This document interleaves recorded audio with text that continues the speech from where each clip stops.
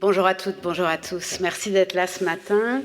Merci d'être venus écouter nos invités. Je commencerai par quelques mots d'Orwell que vous avez probablement déjà croisés, mais qui paraissent particulièrement adaptés pour introduire notre discussion. Orwell disait « La pire chose qu'on puisse faire avec les mots, c'est de capituler devant eux ».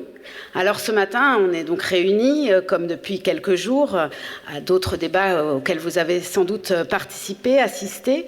Ce matin, on est réunis pour, bien sûr, parler de la langue, mais aussi parler de la traduction, parler de ce qu'on fait aux mots, de ce que les mots nous font, de ceux et celles qui utilisent les mots pour traduire, pour transmettre, pour passer, mais aussi pour faire, défaire, parce qu'en fait, on va parler de social en parlant de la langue, en parlant de la traduction. On va parler de la langue comme une manière de faire société, mais on va aussi parler de l'échelle à laquelle on fait société, de l'échelle à laquelle on parle quand on parle de la langue. On va parler d'histoire, puisqu'on va parler d'État et de pouvoir, de rapports de pouvoir, d'asymétrie. Et puis on va aussi parler de sujets, ces sujets qui parlent, ces sujets qui disent, ces sujets qui choisissent un mot plutôt qu'un autre, ces sujets dont on porte les mots quand on est traducteur. Je vais présenter brièvement nos invités ce matin. Avec nous, il y a Cécile Canu, qui est sociolinguiste, Richard Jacquemont, qui est traducteur et universitaire, mais qui n'est pas linguiste, et ce sera très intéressant d'avoir sa perspective d'arabophone et de traducteur de l'arabe depuis aussi une activité au plus près des mots. Et puis, à distance, comme vous pouvez le voir, bonjour, Barbara Cassin. Barbara Cassin, qui est donc philosophe, qui est philologue aussi, qui est membre de l'Académie française. Barbara n'a pas pu se joindre à nous au dernier moment, mais on la remercie vraiment vivement de nous permettre ce pont numérique, technologique, et de pouvoir, malgré tout, dialoguer ce matin avec nos deux autres invités ici sur scène. Merci Barbara d'être là. J'ajoute, mais vous l'avez entendu juste avant dans le petit jingle de présentation, à la sortie de cette rencontre, vous pourrez vous faire dédicacer les ouvrages de nos invités, ceux de Barbara aussi, mais qui ne dédicacera pas, bien sûr, mais ils seront en vente dans le hall du théâtre. Pour vous présenter brièvement la façon dont on se rencontre ce matin, on va discuter avec nos invités, nos trois invités, Barbara comprise, pendant environ 1h20, 1h30, puis il y aura une petite demi-heure de questions avec vous. N'hésitez pas à préparer, à poser des questions, lancez-vous, ne vous restreignez pas, surtout qu'il s'agit de langue et de langage.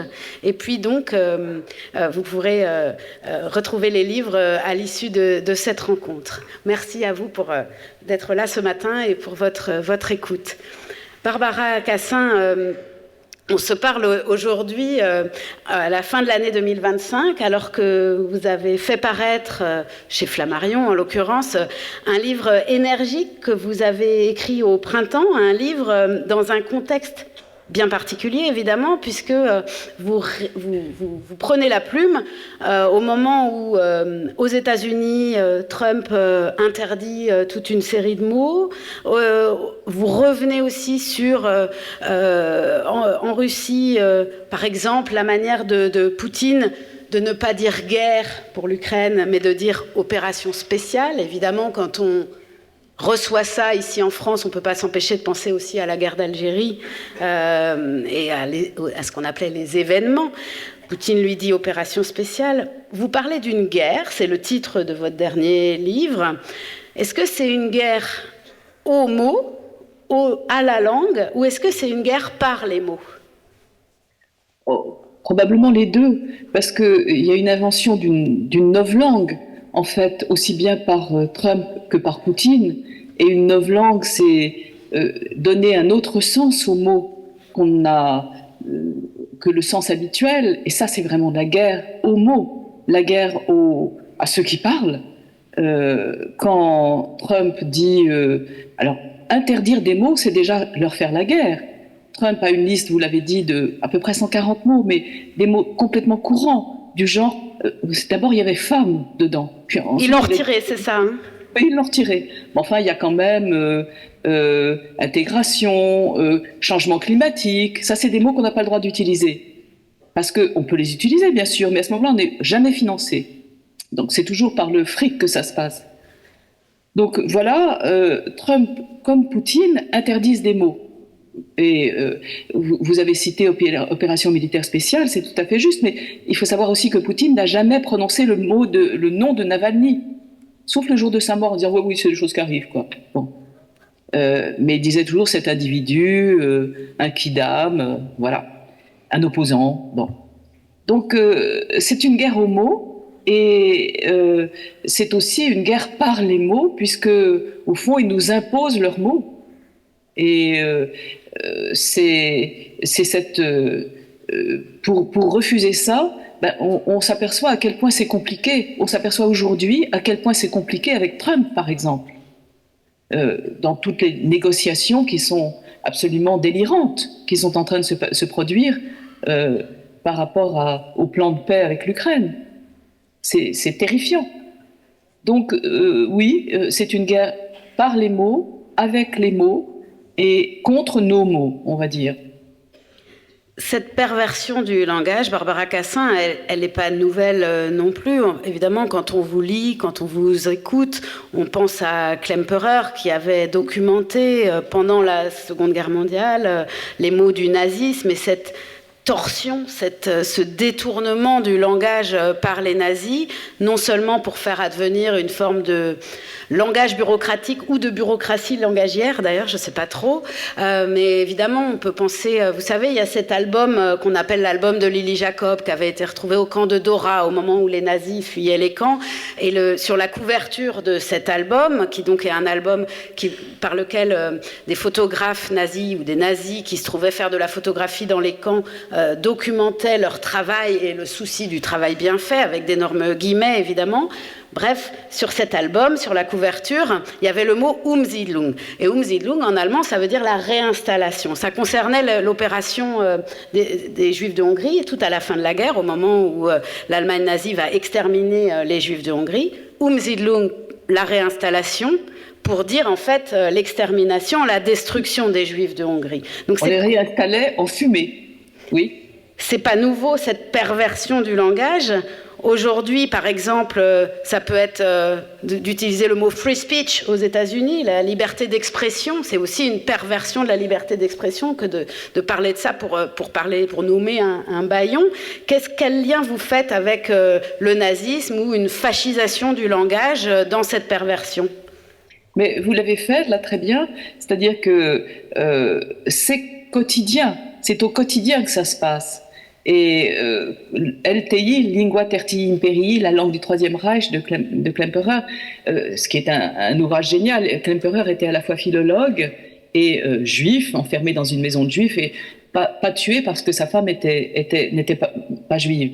Donc il était juste enfermé. Et il a écrit la manière dont les petites doses de poison, comme il dit, infusait dans la langue allemande. Et il dit, par exemple, un truc qui m'a beaucoup frappé, il dit mais qui est-ce qui a dit il faut que je m'organise un peu de tabac? Ah, bah c'est moi. Bon. C'est-à-dire que ça touche tout le monde et soi-même. Alors, oui, le nazisme a été un exemple au sein de la langue allemande, et un exemple gravissime, puisque les poètes, ou même Hannah Arendt, par exemple, se demandaient comment pouvoir continuer encore à parler allemand. J'ai beaucoup travaillé en Afrique du Sud, c'était la même chose. Qu'est-ce qu'on va faire de la langue des bourgs? Bon, donc oui, ça fait bouger la langue. Et quand on le sait et quand on comprend comment, eh bien ça aide. Ça aide à résister correctement. Voilà. Donc, la langue est une affaire de pouvoir. C'est toujours. La langue est politique, quoi qu'il arrive, qu'on le veuille ou non. Et donc, voilà, on est toujours en plein dedans. Merci Barbara Cassin, on vous garde avec nous. C'est un petit peu compliqué évidemment d'avoir ce duplex, mais merci beaucoup et merci au public de votre indulgence. Justement, la langue est politique, vient de dire Barbara. Cécile Canu, effectivement, la langue c'est politique, la langue c'est du social, c'est de la politique.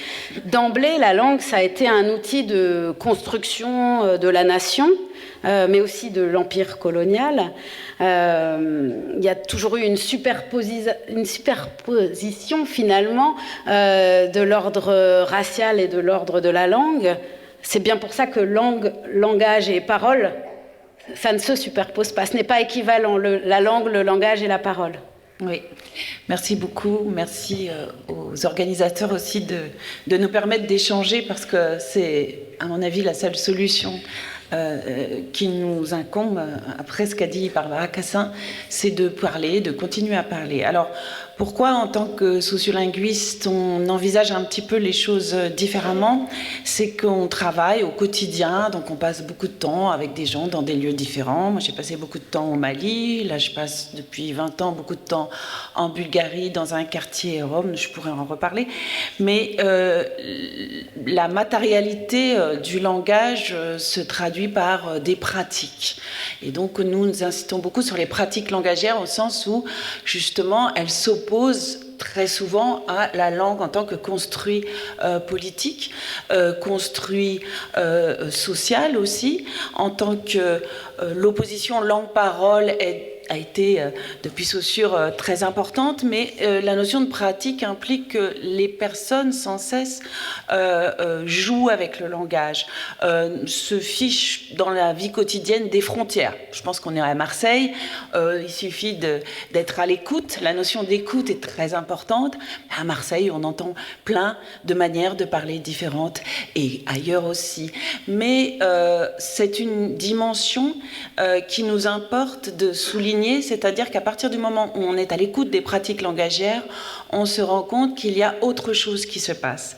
Et dans cette matérialité, il se passe que le malentendu, la mésentente est toujours, et certains philosophes le disent, au principe même du langage.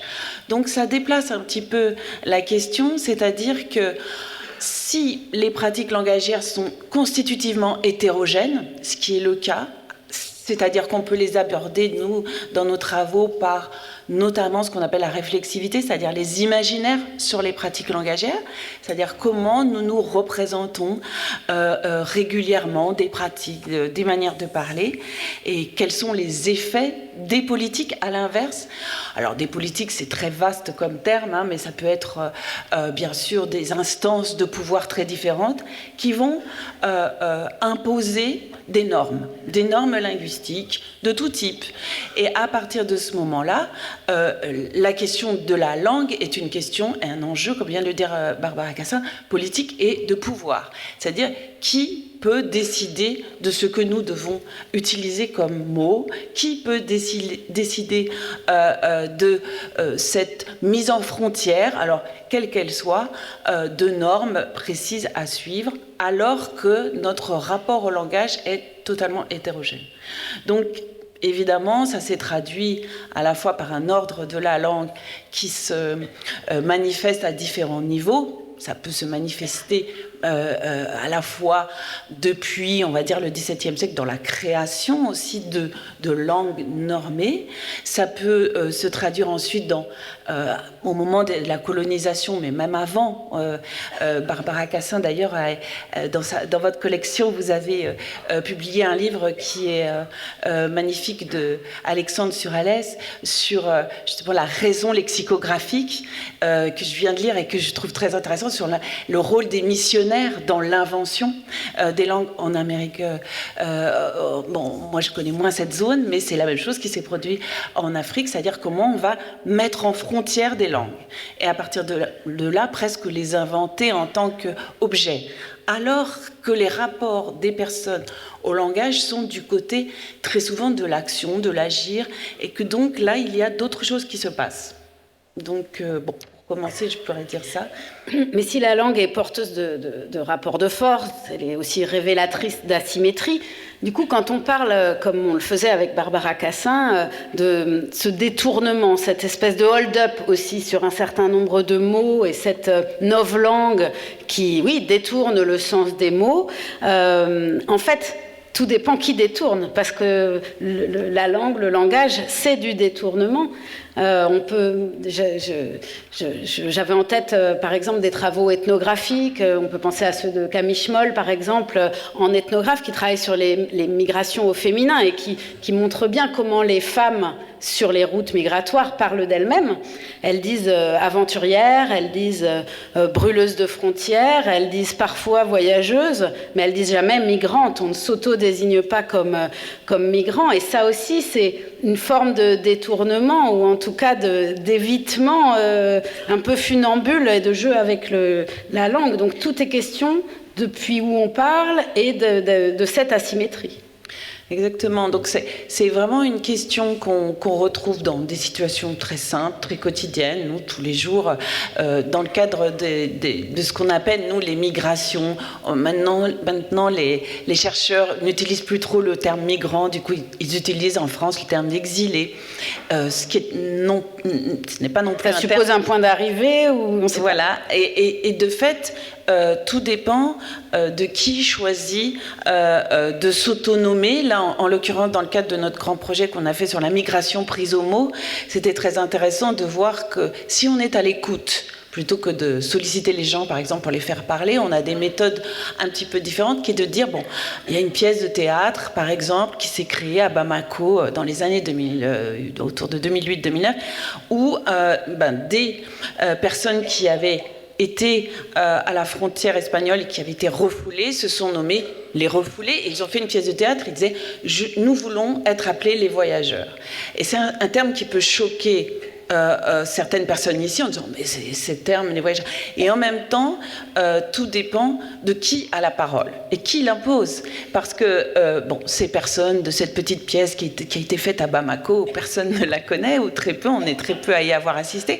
Par contre, comme disait Barbara Cassin, par exemple, le pouvoir qu'un chef d'État ou comme Trump va avoir, et l'influence aussi ensuite de la répercussion d'un certain nombre de propos, notamment dans les réseaux sociaux, avec les algorithmes. Enfin, il y a tout un ensemble d'instances qui va permettre de légitimer un certain nombre de termes ou de dimensions. Bon, je voulais juste aussi rappeler, peut-être à cette occasion, que face à cette homogénéisation ou à cette parfois effacement ou captation du langage ou détournement, enfin quels que soient les termes, on a heureusement des chercheurs, et je tiens à rappeler cette dimension de la recherche, parce qu'hier justement elle a été soulignée par Souleymane Bachir Ndiaye aussi, c'est-à-dire que prenons ici le cas d'une chercheure qui est formidable, qui s'appelle Jocelyne Darclia, qui a écrit un livre qui s'appelle Lingua Franca, qui est en vente aussi, je crois, ici, et qui est justement autour de ce qu'on a appelé à l'époque le métissage dans la Méditerranée entre le XVIe et le XIXe siècle. Et on voit bien que la question de la bataille ou des conflits sont toujours présents. Mais l'hétérogénéité des échanges, de la circulation langagière a fait que quelque chose s'est créé qui n'a jamais été formalisé comme une langue, mais qui a entraîné une dimension d'altérité, de rapport entre les personnes qui n'a jamais fait l'objet de détournement, par exemple, politique. Et on voit bien que dans ces espaces qu'elle appelle, je crois, les no man's land de la communication, se produisent d'autres types de rapports au langage.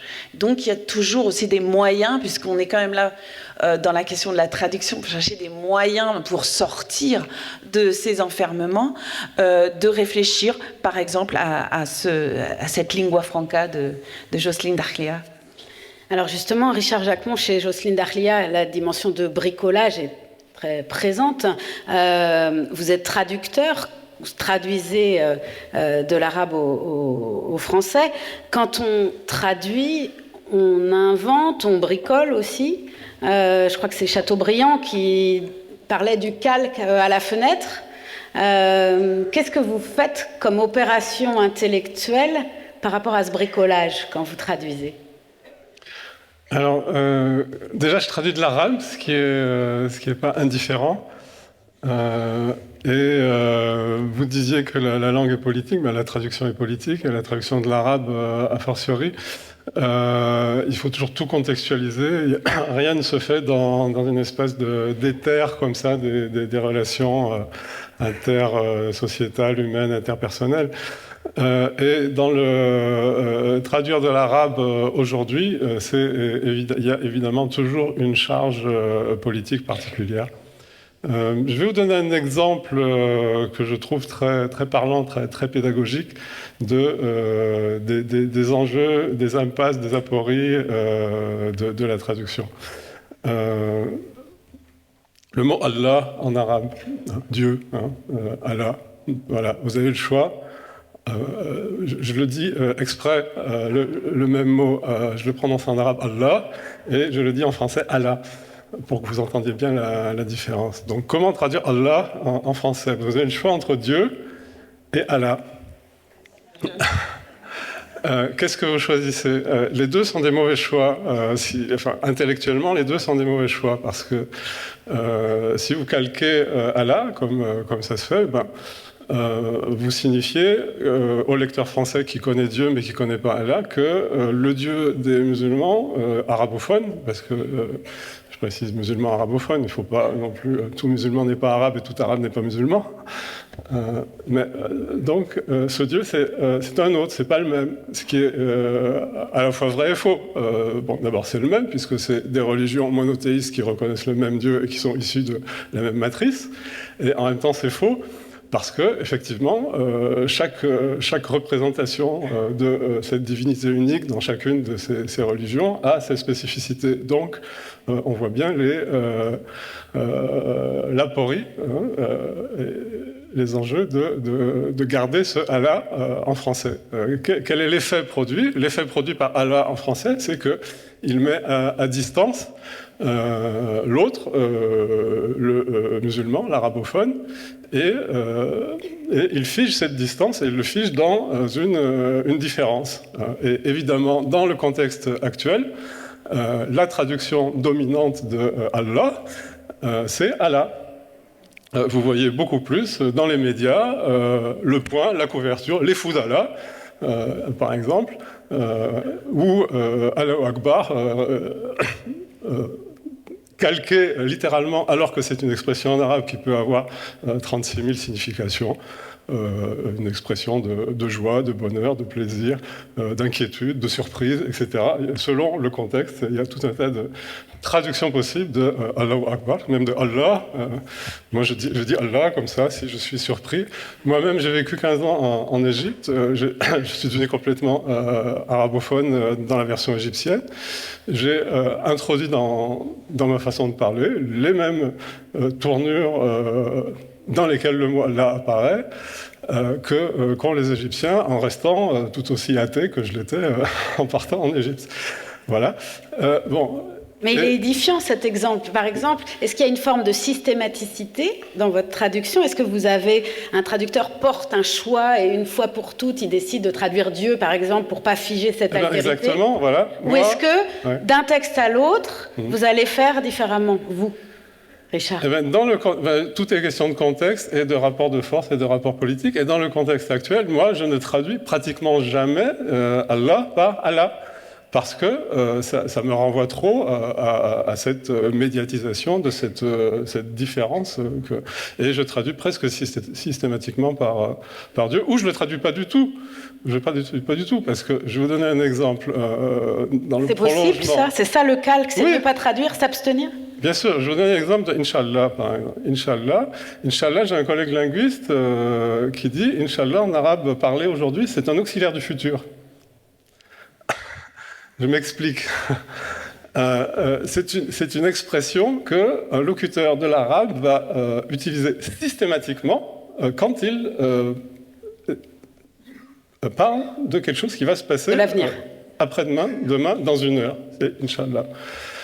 Je vous donne un exemple. Vous prenez l'avion au Caire qui vous emmène à Assouan.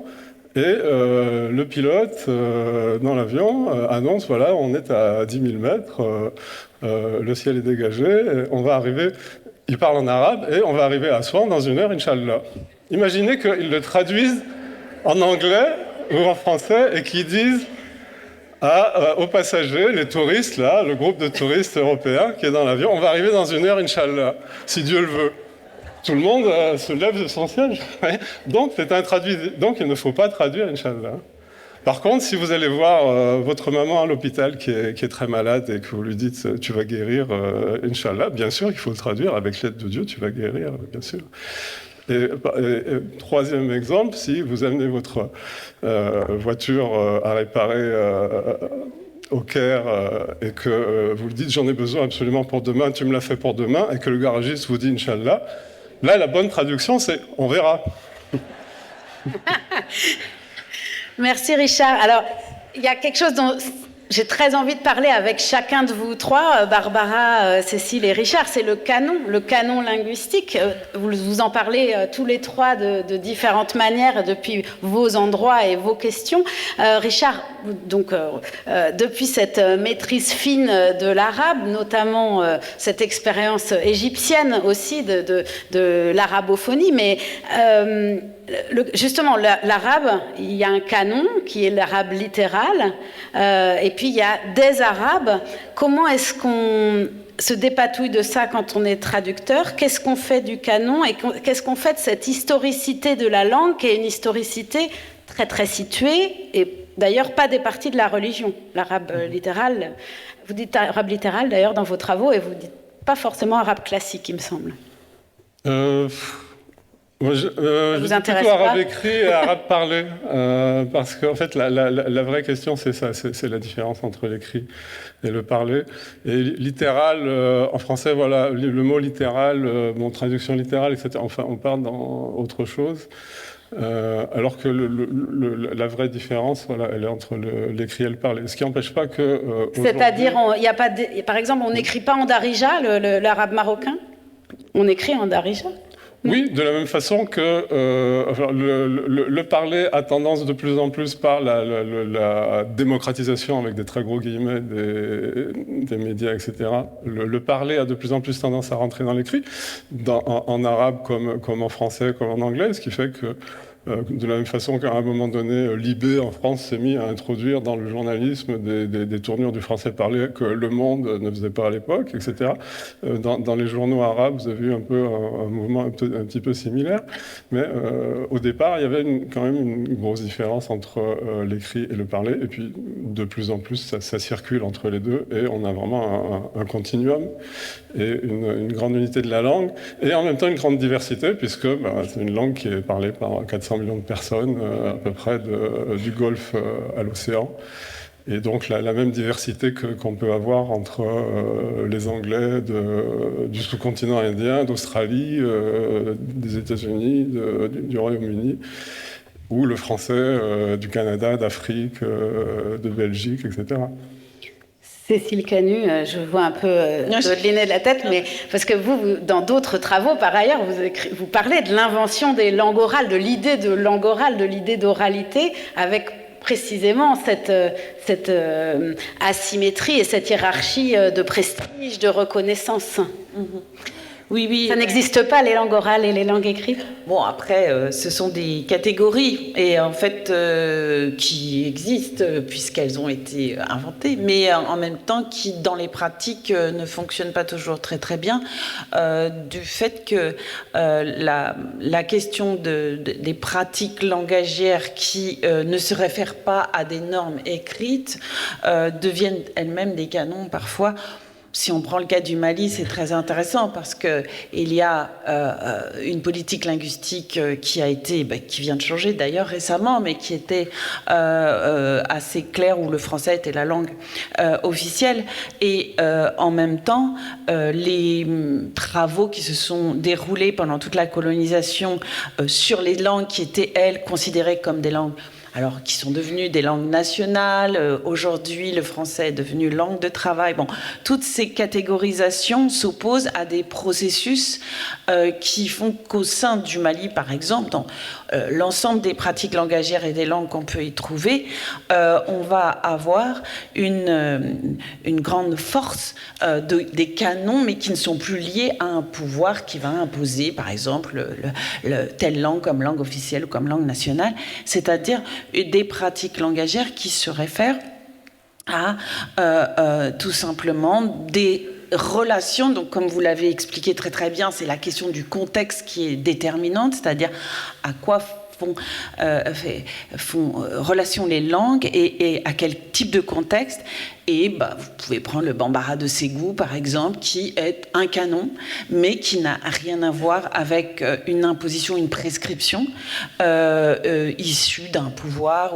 C'est simplement à un moment donné des éléments du contexte qui vont faire que le Bambara de Ségou va être considéré comme un Bambara plus important qu'un autre, voire plus pur, voire plus...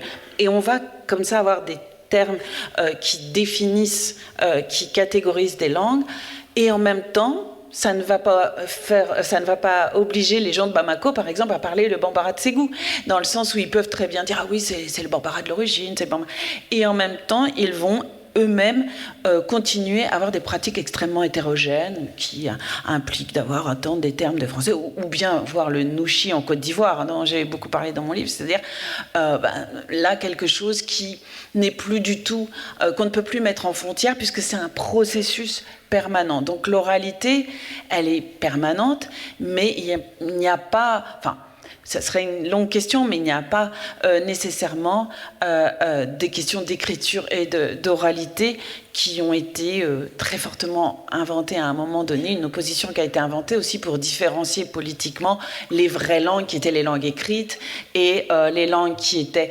soi-disant des dialectes, soi-disant des patois, qui étaient les langues africaines. Ça, c'est au moment des premières descriptions des administrateurs coloniaux que se dessine cette opposition et qui va perdurer ensuite, notamment dans le cadre de l'ethnolinguistique qui va renvoyer les Maliens, je parle des Maliens, des Africains de l'Ouest en général, à cette oralité, voire même à essayer de trouver dans l'écriture des écrivains africains des traces de l'oralité, de leur langue, etc.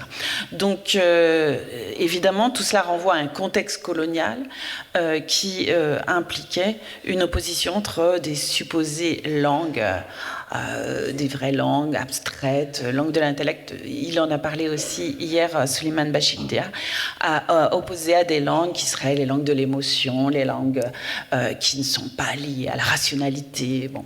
Et donc, on voit se dessiner ces oppositions. Parce que justement, vos travaux sur les Nouchi en Côte d'Ivoire montrent que toutes les langues n'ont pas été homogénéisées, que c'est très européen aussi. C'est aussi un corollaire de la construction de l'État-nation, d'une histoire très européano-centrée de la langue, cette fabrique d'un canon. Et Richard, vous avez travaillé, vous aussi, c'est une question que j'adresse à tous les deux, parce que vous avez travaillé aussi sur cette idée d'un espace linguistique d'intercompréhension, et avec en même temps cette idée à mettre en tension que un Tunisien et un Égyptien allaient se comprendre, que l'arabe c'est la langue officielle de 22 pays aujourd'hui. Peut-être Cécile pour commencer, et puis après on donnera la parole à Richard sur ce cliché en fait qu'on a en tête quand dans notre imaginaire on pense canon linguistique quand on pense à une langue homogénéisée.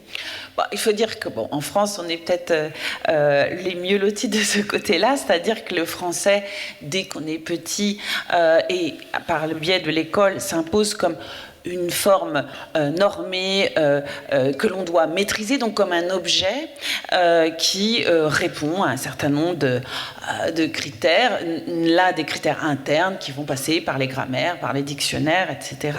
Donc ça, c'est une manière de concevoir le langage qui n'a rien à voir avec plein d'autres manières de concevoir le langage, que ce soit dans le cadre de mes recherches au Mali, ou même aujourd'hui, je le vois par exemple dans le cadre de mes recherches en Bulgarie avec des Roms, où dans un seul quartier, on va avoir plein de choses très différentes qui sont parlées, et aucun problème de compréhension. C'est ça aussi, parce qu'on a souvent dit « Ah oui, mais si on n'a pas une langue commune et quelque chose d'absolument homogène, on ne va pas se comprendre. » Alors qu'en fait, on voit très bien que les gens philosophent au Mali entre plein de langues, qu'ils philosophent dans mon quartier tzigane Rome en Bulgarie, sans difficulté. C'est-à-dire que ce qui se produit là, c'est à l'inverse de cette idée qu'il y aurait aurait une pathologie de l'hétérogène, une véritable volonté d'agir, d'être ce qu'on appelle dans la performance, ou d'utiliser le langage pour faire des choses. Et ça, c'est quelque chose... Par exemple, en romanesque, quand je suis arrivée dans le quartier, où je travaille maintenant depuis 20 ans, je n'ai utilisé aucun terme pour langue, je ne savais pas, je ne voulais pas pré-catégoriser avec justement un statut ethnocentré qui pouvait être le mien. Et là, les personnes, les femmes avec lesquelles j'ai commencé à vivre disaient Mangisa Kerla Romanes Perias. Et en fait, elle ne disait jamais le terme romani qui existe, qui a été par une élite de Rome eux-mêmes imposée à l'Europe, etc. Elle disait faire des mots à la manière romanesque. Et ça, je trouve. Ils disent pas langue. Non. Elle disait, et ça, alors. Il y a après des intellectuels qui vont créer des normes, qui vont dire qu'il y a quand même un romani standard, et c'est normal, parce que dans la grande compétition des langues internationales, tout le monde veut absolument montrer, comme le disait aussi Bachir, toutes les langues se valent, si on part du principe qu'il existe des langues. Mais dans la réalité des pratiques quotidiennes, voilà, là, dans ce quartier, on dit faire des mots à la manière, c'est faire. Donc c'est une manière, c'est un style, comme pourrait le dire Muriel Massé. Justement, on a vraiment cette dimension du jeu, des processus, de la plasticité, qui nous amène à toute autre chose. Et justement, dans le cadre de la traduction, ça rend la traduction très intéressante. C'est-à-dire qu'on ne traduit pas, comme vous voulez le dire, simplement des mots qui auraient à chaque fois un signifiant, un signifié, comme on le dit tout le temps. Non, en fait, il y a un troisième terme qui est le contexte. Et sans le contexte, on ne peut pas se comprendre. Si, justement, je vous dis « ils sont là », ce « ils », déjà, c'est un déictique dans notre jargon, mais ça veut dire que vous devez savoir exactement à qui je pense. Sinon, ça ne marcherait pas. Et donc, nécessairement, ça renvoie à quelque chose qui a été soit dit avant, soit qui est présent dans le contexte dans lequel on vit. Et à du commun aussi. Et à du commun. Et, Richard, est-ce qu'il faut finalement un dictionnaire interarabe ? Est-ce que ça c'est nécessaire ? Qu'est-ce qu'on traduit quand on est traducteur arabe ? Évidemment, je vous pose la question avec en tête la phrase d'Adorno, lire sans dictionnaire. Est-ce qu'on peut traduire ? Est-ce qu'il faut traduire sans dictionnaire ? Est-ce qu'il faut lire sans dictionnaire ? Les deux, oui, toujours. Avec et sans, oui. Moi, personnellement, je traduis essentiellement de l'Égypte parce que c'est en Égypte que j'ai vécu et traduire une œuvre littéraire d'un autre pays, pour moi, impliquerait un travail d'immersion et d'échange, un minimum d'échange avec l'auteur qui pourrait être assez lourd, et puis ou d'immersion dans le contexte local parce que ces contextes locaux sont vraiment très, très présents dans tout ce qui s'écrit et sans ce contexte local, on peut faire des contresens. Mais je reviens sur ce que disait Cécile de la question de l'homogénéisation de la langue et de la formation d'un canon. Et bon, vous associez cela à l'État-nation. Dans le cas de l'arabe, c'est avant un État-nation, c'est un empire sur la base d'une religion qu'il propage en même temps qu'il s'étend. Et l'homogénéisation, elle se fait du fait de ce lien avec la religion, dans l'idée qu'il faut fixer quelque chose qui est sacré. Parce que dans l'islam, le Coran, c'est la parole de Dieu. C'est Dieu qui parle directement en arabe, sans c'est un canon au carré, c'est un canon avec un grand C, quoi. Voilà. Et ça a des conséquences jusqu'à aujourd'hui par le fait que ce canon a été fixé par des lexicographes, grammairiens arabes entre 700 et 800 de l'ère courante, comme on dit aujourd'hui, premier, deuxième siècle de l'Hégire. Et que du fait de ce lien avec le sacré, on ne peut pas y toucher. et d'où cette aberration propre à l'arabe, qui est qu'aujourd'hui, les grammaires arabes que les enfants apprennent dans les écoles arabes sont des variantes simplifiées, pédagogisées, didactisées, etc., de cette grammaire canonisée en 800 après Jésus-Christ, mais qui ne correspond pas à la langue réelle telle qu'elle est écrite aujourd'hui, sans parler de la langue parlée, parce que alors là, la langue parlée, alors vous interrogez n'importe quel arabophone qui n'est pas sociolinguiste, il vous dira que ce qu'il parle n'est pas une langue, que c'est une espèce de bouillie qui ne mérite pas le statut de langue, alors qu'en fait c'est évidemment faux, parce que les gens ne pourraient pas se comprendre si leur langue n'était pas structurée, et que, comme je disais tout à l'heure, il y a un continuum entre cette langue parlée et cette langue écrite, et il y a une base grammaticale commune. Donc voilà, dans le cas de l'arabe, c'est très complexe, et donc pour revenir sur la question, le dictionnaire ne suffit jamais, évidemment.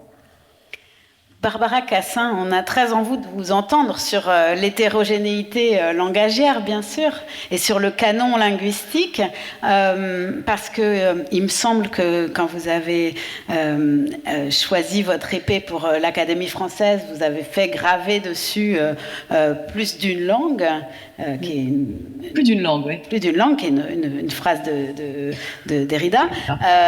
Et en même temps, vous êtes membre du conseil scientifique à Villers-Cotterêts, et vous tenez ensemble finalement en tension l'idée d'hétérogénéité langagière, linguistique, et en même temps le fait qu'en France, la République parle en français.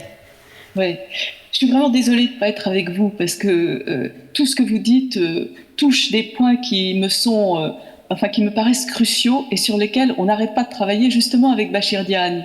Le premier point, vous parliez de Allah, nom propre ou nom commun, hein, c'est ça le point.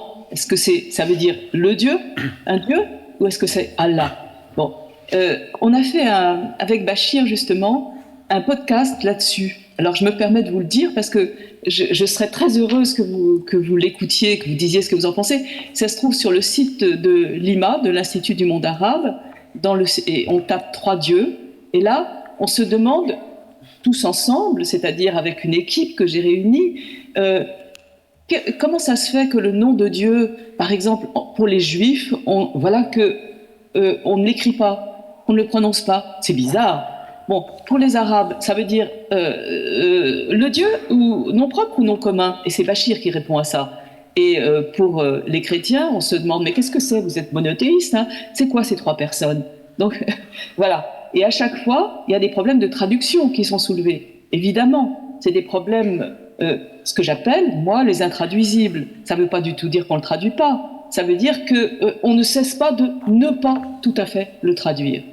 Et donc, on est en plein dans ce qui nous intéresse tous, je crois, qui est un savoir-faire avec les différences. C'est comme ça que je définis la traduction.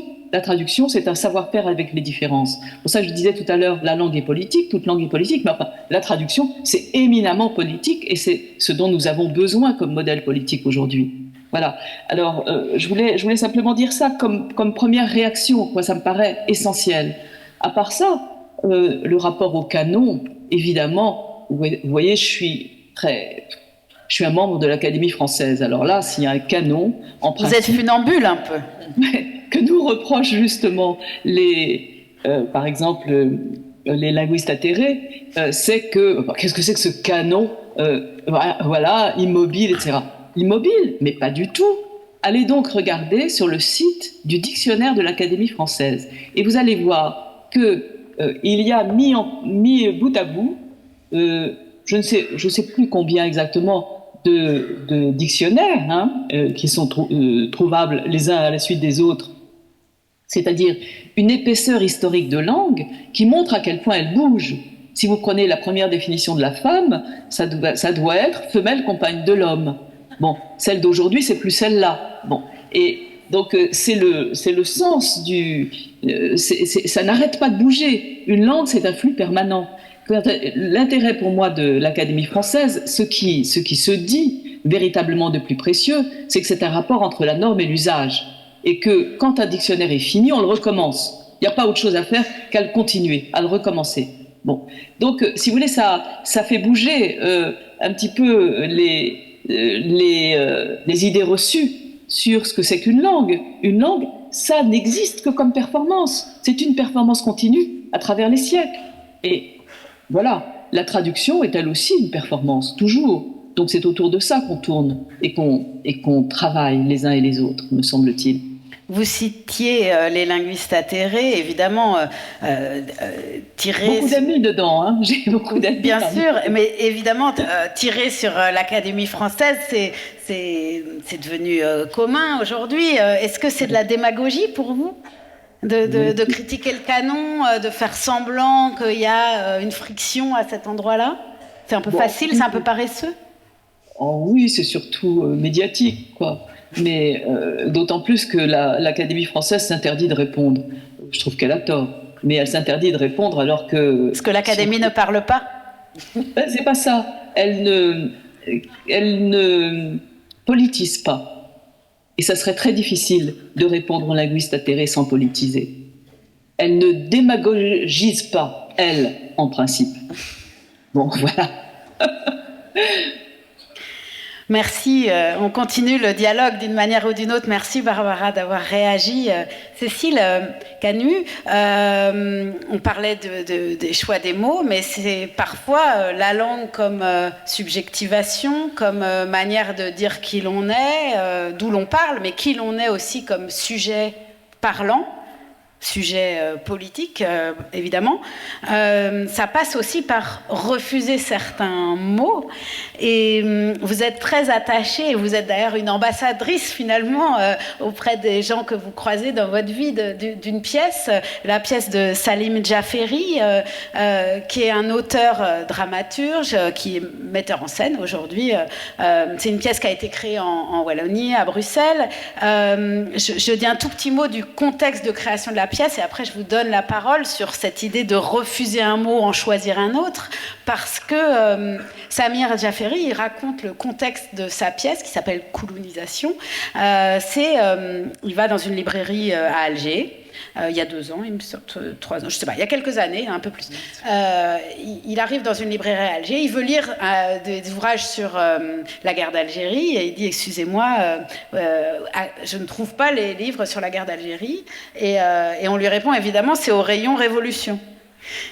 Et il dit, mais que n'ai-je pas pensé que ça allait être au rayon Révolution, bien sûr. Et dans cette pièce, il y a cette séquence merveilleuse de subjectivation intense du protagoniste qui dit qui il est en refusant un mot.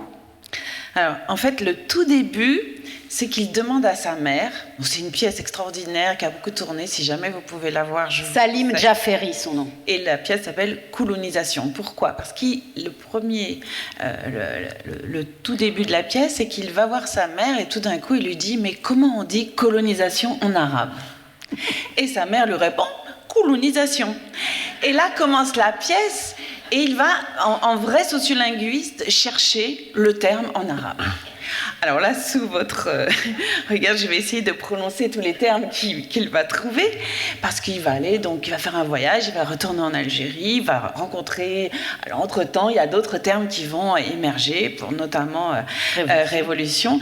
Mais ce dont il se... Enfin bon, je ne vais pas raconter toute la pièce, il se rend compte que tout d'un coup, il y a plusieurs termes. Alors il trouve isti amar, qui est un dérivé du verbe amar, vous me dites si je prononce mal, mais même derrière ces termes, plusieurs de ses interlocuteurs vont y mettre différents sens. Certains en fonction de leur position, en fonction de leur subjectivité justement, ou de leur subjectivité, mais bien sûr subjectivité en tant qu'elle est traversée par des idéologies, par des politiques, par des rapports de force. Donc certains vont dire c'est posséder sans autorisation, remplir pour remplacer, ou un autre qui est Monsieur Lochon, qui est dans vraiment une autre perspective, dit c'est mettre en ordre. Et puis à Après, il découvre un autre terme, Istitown, la fausse nation. Et il y a un autre néologisme qu'il découvre qui est très intéressant, c'est quelqu'un qui a créé, pour traduire Frantz Fanon, en arabe à partir de la racine damar, détruire, et qui a donc choisi Istidamar. Donc, bon, voilà. Et donc, il fait tout ce parcours, et il revient vers sa mère à la fin, et il insiste, il lui dit, mais maman, quand tu parles à ma tante, à ta sœur, comment vous parlez des colons, et comment vous les... Et elle dit, alors là encore, je ne sais pas si je prononce bien, Kenonia, quand ils étaient là. Et là, il dit, mais comment vous pouvez savoir que le « il », c'est pour ça que tout à l'heure je prenais le cas du « il », renvoie aux colons. Et là, elle lui dit, t'inquiète pas, on sait très bien à qui on pense. Et là, c'est là parce que la question du canon dont on parlait tout à l'heure, c'est pas de dire que moi je ne suis pas dans une opposition, c'est juste qu'à partir du moment où on rentre dans les pratiques langagières, on se rend compte que la question de la construction du sens, elle est très complexe, c'est-à-dire qu'elle ne cesse de changer, elle ne cesse de bouger en fonction, c'est pour ça qu'on relie des choses, en fonction des contextes, des nouvelles conditions sociales dans lesquelles nous vivons, et des nouveaux types de production du sens. Et là, on a un exemple parfait de l'évolution de quelque chose qui ne sera jamais fixé, et qui peut être fixé à un moment, ça n'a aucune importance. Il y a bien sûr des moments de stabilisation des pratiques langagières. Mais ce qui est intéressant, c'est qu'est-ce que ça nous dit ? Des resignifications, bon, ça c'est Butler qui a beaucoup travaillé aussi sur les resignifications. Comment on va entrer dans un processus de subjectivation. Alors, bon, le mot émancipation, je l'utilise moins parce que qu'est-ce que ça voudrait dire être émancipé par le langage ? Il y a eu beaucoup de travaux un peu faciles dans ce sens. Si on travaille d'une manière très concrète avec des outils que nous on appelle la métasémiotique, peu importe, mais qui permettent de voir comment se construit le sens à chaque fois dans chaque interaction, et on voit que c'est sans cesse en fonction des contextes, en fonction de tas d'éléments qui ne sont pas dans le langage en fait, mais qui traversent le langage. Et là, cet exemple de quand ils étaient là indique à quel point des formules très stéréotypées ou très, disons, propres à des personnes qui vont elles-mêmes savoir de qui elles parlent, être importantes. J'ai entendu qu'en ce moment, il y a des jeunes qui disent « dans la France de Macron ». Je ne sais pas si vous avez entendu ça, mais par exemple, il se passe quelque chose aussi de l'ordre de ces phrases qui tout d'un coup prennent un sens tout à fait différent. Et pour les jeunes en ce moment, apparemment, c'est une phrase qui revient tout le temps et qui a des significations très particulières. Donc, il y a vraiment... à chaque fois, cette question de comment, et là Salim Jaferi le montre, comment on se laisse transformer par cette pluralité de la construction du sens. Mais justement, vous parlez moins d'émancipation que de subjectivation, mais derrière cette subjectivation qui passe par le langage, pas seulement qui s'outille, mais qui tient au langage comme acte, comme performance, disait Barbara, mais comme acte, il y a le récit. Et dans le fait de devenir protagoniste, c'est-à-dire du fait de s'inscrire comme sujet, acteur de sa vie, mais aussi acteur de l'histoire, par exemple dans une révolution, il y a cette subjectivation langagière. Dans vos travaux, vous citez souvent Michel de Certeau, et évidemment, il y a cette phrase que vous connaissez peut-être dans le public, c'est « on a pris la parole comme on prend la Bastille », et on voit bien que là, c'était pour mai 68, mais dans les révolutions, le fait de s'exprimer est constitutif du coup peut-être d'une émancipation là, parce qu'il y avait une suggestion antérieure. Oui, non, c'est vrai que la question de qui parle, quand, comment et pourquoi est fondamentale. C'est-à-dire que le problème aujourd'hui, c'est, par exemple, on en a parlé aussi hier, comment la parole des chercheurs est en train d'être mise en cause et comment elle est supposée ne pas répondre à des canons de vérité. Alors, qu'est-ce que Barbara en parle d'ailleurs pour les États-Unis, bien sûr. Oui, et là, on a eu quand même un colloque aussi en France qui a été annulé et qui, pour la première fois, enfin depuis très très très longtemps, et donc ça pose la question de qui a le monopole en fait, d'une parole. Et le seul moyen, effectivement, de résister à ces monopoles, c'est vraiment de continuer à prendre des lieux de parole. Et aujourd'hui, ici, je trouve que les organisateurs font exactement ce travail, c'est-à-dire de continuer à converser, de continuer à parler, même si on n'est pas toujours d'accord, ça n'est pas important, mais c'est de continuer à échanger pour trouver des modes d'émancipation, de subjectivation, et pour résister à ce que disait aussi Bachir hier, décidément, c'est-à-dire cette réduction à des identités figées, cette réduction à des supposées communautés qui seraient mises les unes à côté des autres, alors qu'en fait, c'est sans cesse dans cette négociation, dans cette conversation, dans ces jeux, dans ces liens, dans cette relation. En fait, c'est le sens relation qui, à mon avis, fait qu'il peut se produire quelque chose de nouveau et d'éviter d'être assujetti à des places, parce que ce sont des questions de place, où nous positionnent les gens qui nous gouvernent.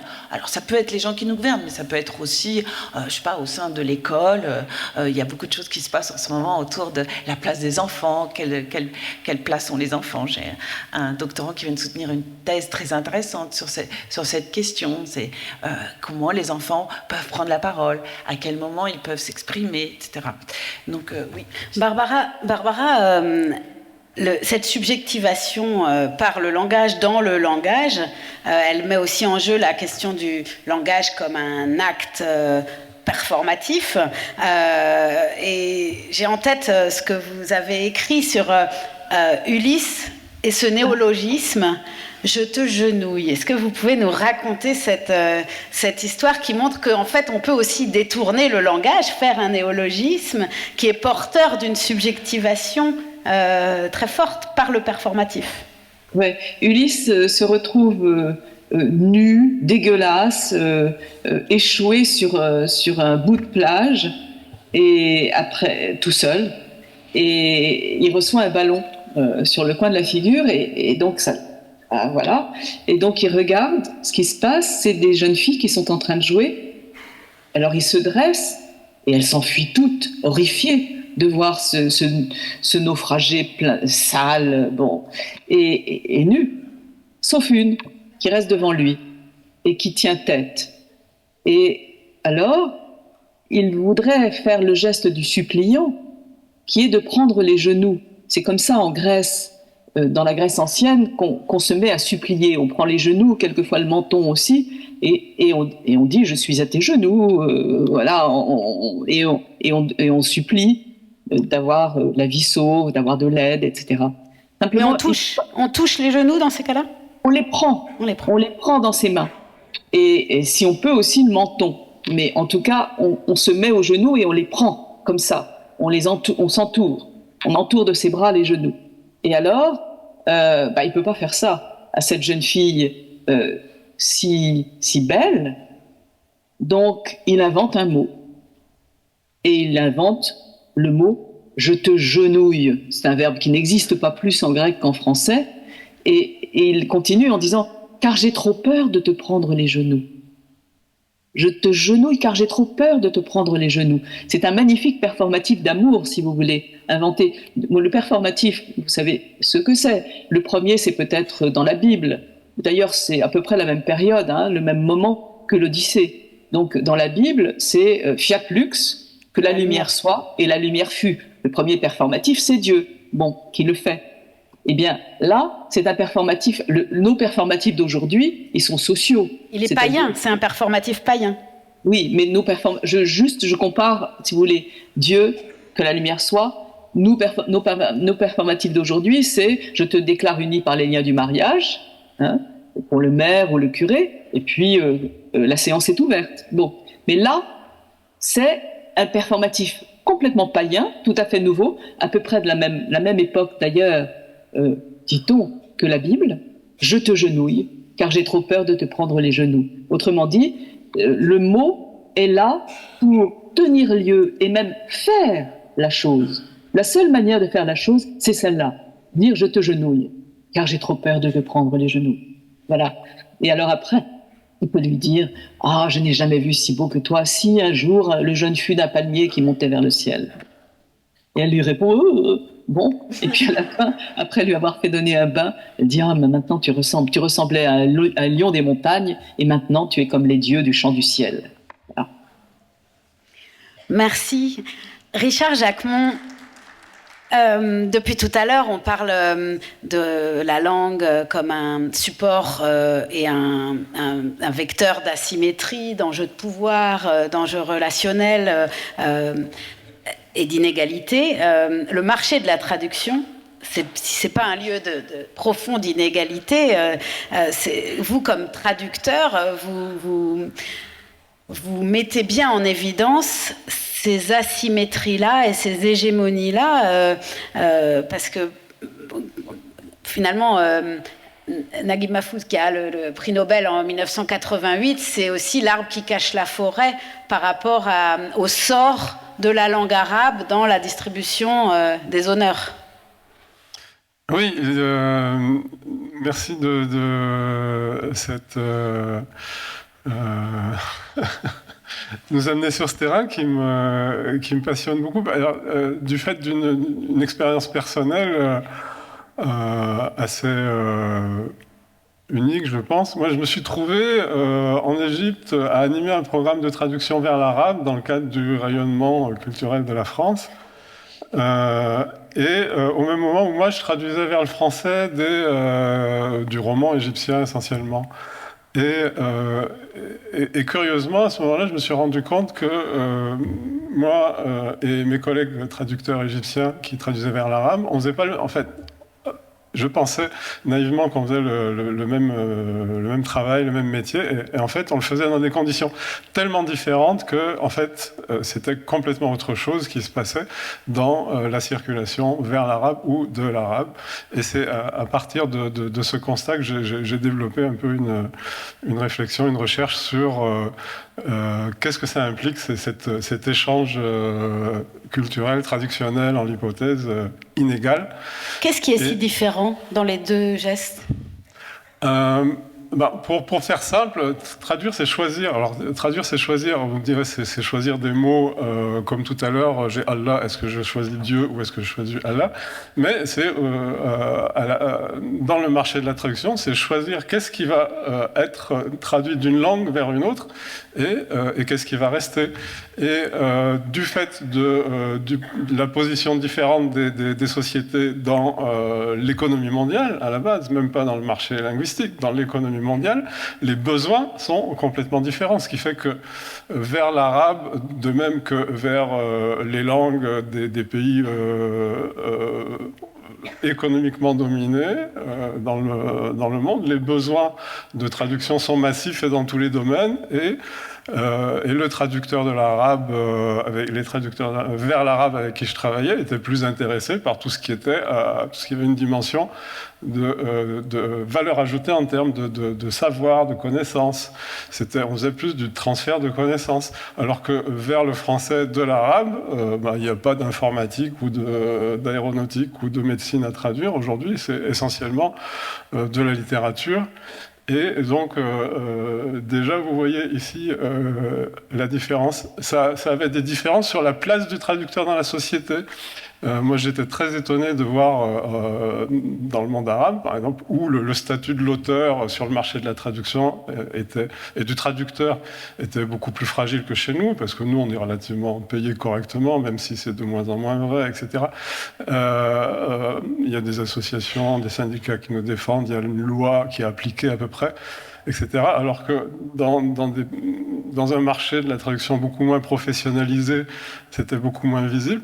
Mais en fait, je voyais que, par exemple, pratiquement tous les livres qui paraissaient en arabe, on avait le nom du traducteur sur la couverture.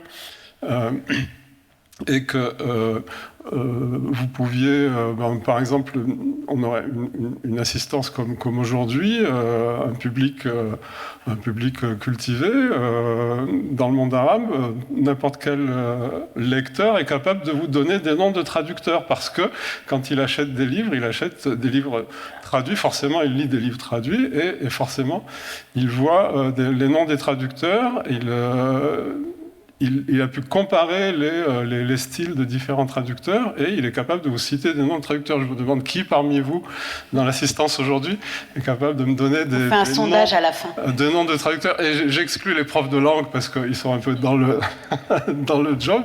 Mais vous voyez la différence. Et sur le marché de l'édition, les seuls ouvrages dont on publie le nom du traducteur sur la couverture en français aujourd'hui, c'est de la littérature, pas des sciences humaines, et la première édition, pas en poche, pas dans la réédition en poche. Donc vous voyez, c'est assez restreint. Mais le marché de la traduction, il est révélateur de ces inégalités, j'allais dire post-coloniales, mais qui sont encore à décoloniser, nord-sud, on pourrait dire notamment, c'est pas seulement nord-sud, mais c'est révélateur aussi de notre imaginaire et de nos représentations, nous, comme du côté de la réception et du côté des éditeurs, mais aussi de ce que les journalistes médiatisent, qui ils vont avoir envie d'inviter une fois que le livre est transmis pour une réception contemporaine. Et ce qui est intéressant, c'est aussi quand on regarde l'effet du genre, par exemple, sur le choix des livres arabes qui vont être traduits et la manière dont ça imprègne une certaine vision qu'on peut avoir d'une littérature contemporaine arabophone avec une exotisation ou en tout cas une hyperpolitisation qui n'est pas si loin finalement de l'encyclopédie orientaliste, j'exagère, hein, bien sûr vous allez me corriger, mais on voit bien qu'on est imprégné aussi par une vision qui à la fois altérise et joue de façon très politique. Du genre sexe ou du genre littéraire? Du genre homme-femme? Non, le genre comme lecture des rapports sociaux entre les hommes et les femmes. Ah, d'accord, la distribution. Oui, okay. Oui, désolé, c'est en... Non, mais parce que j'ai lu quelque chose dans un chapitre que vous écrivez, je crois dans un ouvrage dirigé par Gisèle Sapiro, vous parlez de l'effet de genre sur le marché de la traduction et donc de nos attentes à nous ici en France finalement, quand on va dans les librairies, mais c'est aussi à nous, chacun parle depuis son endroit, donc à nous les médias, qu'est-ce que les médias vont avoir envie de recevoir comme livre importé, livre traduit, et donc quel tamis ça crée avec certaines autrices, par exemple, plus que d'autres, qui vont être porteuses d'un certain message. Est-ce que ça vous parle, ce que je... Oui, bien sûr, oui. Il me semble que c'est en vous lisant que je... Non, désolé, j'avais... Non, je vous en prie. Et ça, par exemple, c'est quelque chose qui est assez invisible pour le public quand il va en librairie, quand il ouvre la radio. Il n'y a pas de transparence sur ces choix-là. Or, ça nous donne accès à une certaine littérature arabe. Tout à fait. Il y avait un traducteur anglais un jour racontait cette anecdote de l'arabe. Il se présentait chez un éditeur avec un recueil de nouvelles d'un auteur syrien un peu âgé, un homme, et l'éditeur lui dit « Non, ça ne m'intéresse pas, tu n'aurais pas plutôt un roman d'une jeune femme ?» Pour lui dire que voilà, ce qui l'intéressait, sur ce que le marché attendait, c'était il y a quelque chose de très fort dans l'Europe actuelle qui a été construit historiquement dans la colonisation, le post-colonial, sur la représentation de la femme arabe, la femme musulmane chez elle, pas ici, comme étant... alors c'est très, très ambivalent, à la fois sensuelle, lascive, érotisée, ça c'est l'imaginaire qui vient de l'orientalisme du 19e siècle, de la peinture, des Mille et une nuits, etc. Et puis la femme écrasée, soumise par une espèce de patriarcat comme ça, qui a existé de toute éternité dans ces pays et qui existera de toute éternité dans l'État, la famille, etc. Donc soumise à l'homme et qu'il faut émanciper.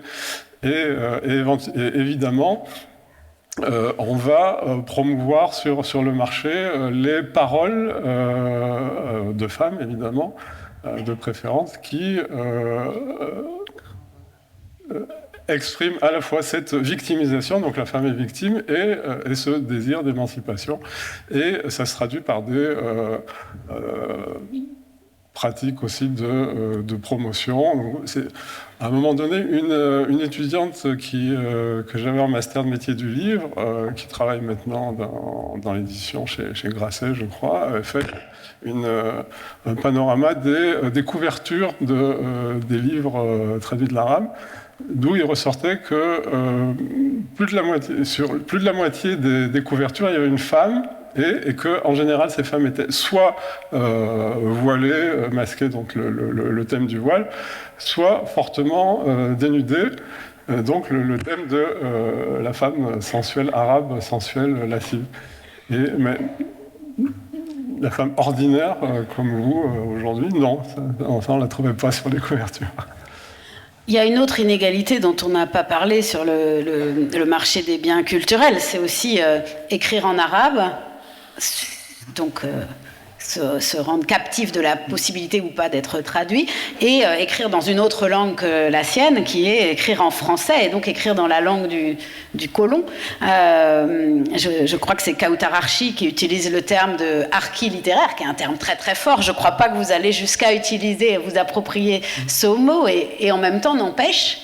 C'est pas tout à fait pareil pour un auteur né arabophone.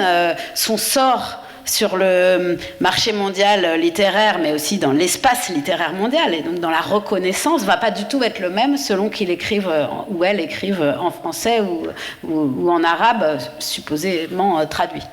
Il y a une très forte, bien sûr, il y a une très forte concurrence. C'est vécu comme une concurrence par ceux qui sont du mauvais côté de la concurrence, évidemment. Une très forte tentation aussi pour eux d'imiter, de reproduire, de chercher quelle est la recette de Kamel Daoud, de Tahar Benjeloun, de Leila Slimani, etc., pour arriver à percer aussi. Et ça crée des enjeux très négatif, pas forcément le bon mot, mais enfin, voilà, il y a ce débat chez les écrivains arabophones aujourd'hui. Est-ce que je dois écrire pour mon marché ou est-ce que je dois écrire pour l'exportation? Voilà. Il y a aussi sans doute quand même un enjeu propre à l'écriture elle-même et au langage. C'est pas seulement une stratégie de visibilisation, si?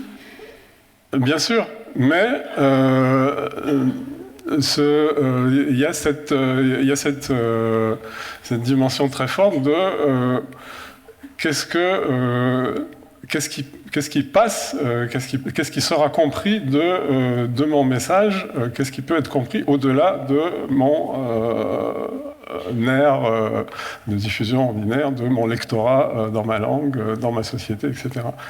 Et la recherche d'une forme de... parce que c'est pas seulement une reconnaissance, c'est pas seulement accéder à un marché, c'est une reconnaissance symbolique, parce que la reconnaissance par la traduction, par le prix Nobel, et par les prix, etc., vous donne aussi une valeur ajoutée chez vous. Derrière, vous parliez de Naguib Mahfouz, le seul prix Nobel arabe à ce jour, écrivain 1988. Il a été le prix Nobel a complètement changé son statut chez lui. Enfin, évidemment à l'étranger, en ouvrant le marché de la traduction dans des proportions sans précédent, mais a changé complètement son statut dans sa propre culture, parce que c'était quelque chose de sans précédent et qui s'est pas reproduit d'ailleurs. Alors que pour nous, prenez un contre-exemple, le dernier prix Nobel de littérature français, qui est le 15e, Annie Ernaux, ça n'a pas empêché, à la suite du prix Nobel, d'avoir les critiques habituelles contre l'écriture d'Annie Ernaux, ce qu'elle représente, etc., qui ont continué et qui ont critiqué. Le Nobel n'a rien changé à son statut dans l'espace littéraire français. Et quand vous traduisez en même temps l'arabe moderne, paradoxal, vous traduisez l'arabe moderne depuis l'arabe moderne vers le français, et donc vous traduisez aussi des mots français ou anglais. Ça, c'est quelque chose d'intéressant aussi, qui a transformé le rapport au langage du traducteur. Oui, c'est un peu ce que... Là, on palpe vraiment l'historicité de la langue, il me semble. Là, j'aime bien dire, c'est parce qu'on a toujours cette idée que traduire de l'arabe, c'est traduire quelque chose de foncièrement exotique, et donc ça va être très compliqué de traduire toutes les positions du chameau en français, etc. Mais alors que la réalité... Ou les 100 mots pour dire l'amour, par exemple, ça c'est un cliché aussi. Oui, par contre, il y en a qu'un pour dire neige et glace. Quand vous avez le mot thalj en arabe, vous vous demandez si on parle de neige ou de glace ou de givre ou de frima. Bon, mais l'opération traduisante ordinaire dans un roman où vous avez des personnages qui circulent en voiture, qui prennent leur téléphone portable, qui vont boire du café, qui vont à la fac, etc. En fait, tout ce que vous traduisez de l'arabe vers le français, en fait, vous faites ce que j'appelle du retour à l'original, parce que l'arabe moderne, tel qu'il s'écrit, pour 80% du lexique, c'est une langue traduite du français ou de l'anglais, des langues dans lesquelles ont été produits historiquement les objets, les machines, les concepts de la vie moderne. Cécile Canu, alors que dans l'espace francophone, on sait bien qu'il y a eu... parallèlement d'ailleurs aux stratégies scolaires et de reconnaissance scolaire de certaines voix, je pense notamment en Afrique de l'Ouest, il y a eu un besoin d'écrire en français aussi pour se faire reconnaître. D'ailleurs, je dis Afrique de l'Ouest, mais vous avez travaillé sur des exemples à Madagascar, par exemple. Et en même temps, quand vous êtes sociolinguiste, en tant que sociolinguiste, finalement, vous traduisez vous aussi. Alors vous traduisez, parce que la méthodologie ou la manière de travailler sur le terrain du sociolinguiste, de la sociolinguiste, ça va être de traduire. Et par ailleurs, vous avez traduit parce que vous êtes aussi passeuse. Je pense au travail en Bulgarie auprès de cette autrice Rome Stefka, qui est votre co-autrice finalement, et qui devient autrice dans votre geste de sociolinguiste, dans votre geste ethnographique sur le terrain, pour rendre palpable son expérience. Vous passez par son écriture à elle aussi. Mmh. Oui, en fait, au vu de ce qui se dit aujourd'hui là, on voit bien que tout est affaire de traduction et que la traduction n'est pas uniquement toujours cette idée que c'est justement un pont entre une langue source, une langue cible, etc. C'est en fait une affaire permanente. Rien qu'un petit malentendu peut parfois... Le genre, tout à l'heure. Voilà. De quoi on parle quand on parle. Mais c'est exactement ça, c'est-à-dire qu'on passe notre temps à traduire, tout le temps. Et cette question de la traduction, c'est-à-dire de remettre ce qu'on entend, c'est pour ça que celui qui produit le sens, c'est celui qui écoute, ou bien qui ne peut pas produire le sens, parce qu'il y a un moment donné, il y a un malentendu, on ne comprend pas. Et donc, sans cesse, on traduit. Et nous, alors, sur qu'on soit anthropologue, enfin moi je me détermine entre sociolinguiste et anthropologue du langage, on passe notre temps aussi, d'abord à écouter les gens, à ne pas précatégoriser tout ce qui pourrait être, tout ce qui se passe sur les fameux terrains, comme on les appelle, mais en tout cas, on tente de comprendre, d'interpréter beaucoup plus tard. Et ma démarche ça fait quelque temps maintenant que je préconise une nouvelle démarche de co-construction, effectivement, c'est de ne pas parler à la place des gens, déjà, et d'essayer de voir comment on peut co-construire ensemble des choses. Alors, ça passe beaucoup par des films, parce que je fais beaucoup de documentaires, mais avec Stefanova Nikolova, effectivement, c'est une rencontre, là aussi, je pense que tout part de rencontres, c'est les hasards de la vie qui, pour moi, ont été magnifiques à ce moment-là, parce que j'ai rencontré cette femme qui écrivait dans sa cuisine des textes. Sur des cahiers, et qui, pour la première fois, les a montrés à quelqu'un. Elle les avait même pas montrés à sa famille, à son mari. Donc, et là, je me suis dit, ces textes sont tellement beaux et tellement éclairants sur sa vie, sur la vie du quartier, parce que c'est un quartier qui est emmuré quand même. Enfin, il y a toute une histoire complexe de ségrégation très forte. Une ghettoisation des Roms. Voilà. Et du coup, elle racontait sa vie. Et je n'ai eu qu'une chose à faire. Ce n'était pas à moi d'écrire sur ce qui se passait, ce que je pouvais observer dans le quartier, peut-être je le ferai au bout de 20 ans quand même, un jour. Bon, il y a un film en fabrication depuis des années. Le film va sortir bientôt, mais par contre, j'ai immédiatement proposé qu'elle publie ce livre. Elle a refusé de le publier en Bulgarie. Elle écrivait en bulgare à ce moment-là. Maintenant, elle a changé un petit peu. Là aussi, ça, c'est de la subjectivation aussi. Voilà, changer de langue. Donc, elle a accepté qu'on le publie en France. Donc, nous l'avons traduit à plusieurs, mais nous l'avons traduit pour elle. Ce texte a été joué à Douarnenez en 2013 au Festival du cinéma, où il y a aussi des dimensions littéraires, et on avait déjà montré des petits bouts de films.